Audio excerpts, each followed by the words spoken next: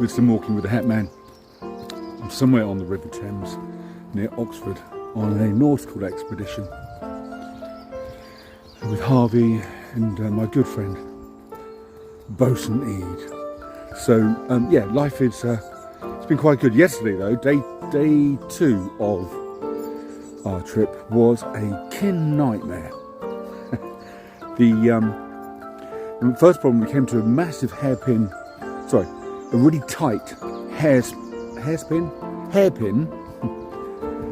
turn, and as I got round the apex of it, the wind caught us and it just blew the canal boat away, and I couldn't turn it, and I'm lost, and I got stuck on the bank a lot, and I was really deep.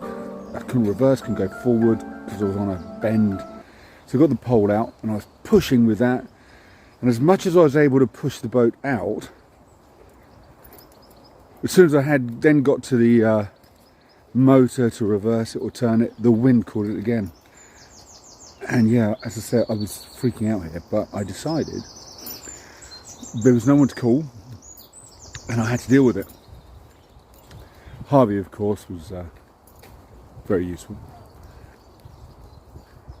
And I just stopped everything and let the wind keep me in the bank. There's a massive deer in there. And I just slowly thought it through, and anyway, with a bit of will, a bit of a lull in the wind, I managed to get it out, obviously, and life was good. Then we came to an automated lock. And for the life of me, I couldn't work it out. I think it was like 2 or 3 steps.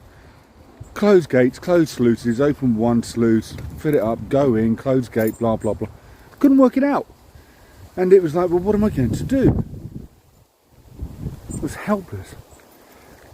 So I sat and thought. And both Need, also from the world of learning and development, between us we couldn't work out these automated instructions. Fortunately, a man on a boat was coming the other way, saw us, explained how it all works, told us what to do, and said he would be here to make sure we got through, which he did.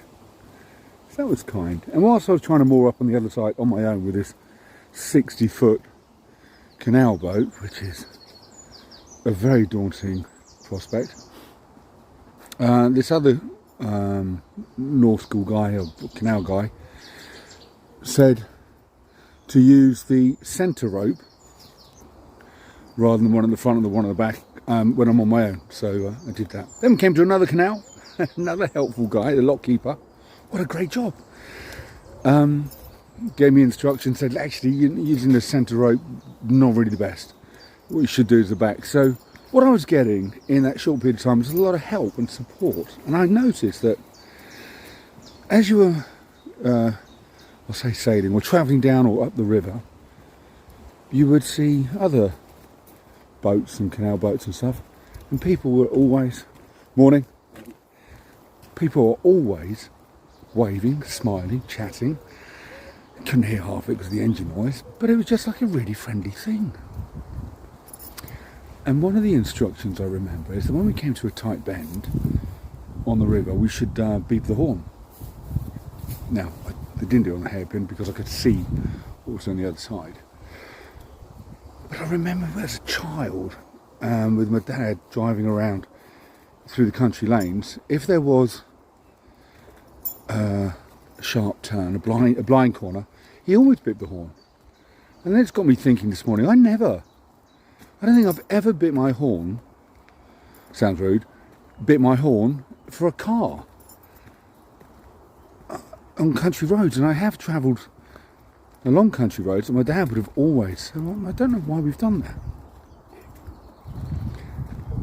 Back to this waving to other people. Motorcyclists. Whenever they passed, I remember they'd always nod their head to another rider, and the rider would nod back. It seemed an unspoken code of the modern knights of the highways to do so. But I can't remember motorcyclists recently doing this. So I'm wondering what's changed there. Another thing on the boat, of course, when I'm saying about waving, acknowledging and smiling to other travellers, the people who are on the boats moored up, they're less inclined to talk to their neighbour who's just moored up next to them. So, being a retiring shy mouse, of course, I made a point of saying hi to everyone and started the conversation. But I noticed that other people weren't talking as freely as they would have done if they just passed each other upon the river. In the evening, I started listening to the radio. And Radio 2 and Radio 4, it's got a different world. BBC Radio 2 and Radio 4, they've got a wonderful view on the world. They portray it as, oh, England, and what a fine, proud, grand nation we are, and how lovely it is to be British. Now, of course, that is all poppycock. That's all balderdash. We don't live in the world of Radio 2, Radio 4. We live in our world, a real world. Sometimes it's sunny, sometimes it's rainy, sometimes it's glum, sometimes it's happy, but we don't live like those people who are portraying a wonderful time. Now, I'm not saying we don't have wonderful moments, of course we do. But I was just wondering if I could create my own world, like Radio 2 and Radio 4 doing, what are the things I'd like in there? And then what would be the first set of things I'd put in there? And I think one of them would be helpfulness. I'd also want to bring back some form of acknowledgement that the old knights of the highways used to do. What about you? What would you do? How would you do it? Okay. Thanks for listening. Take care. HATMAN out.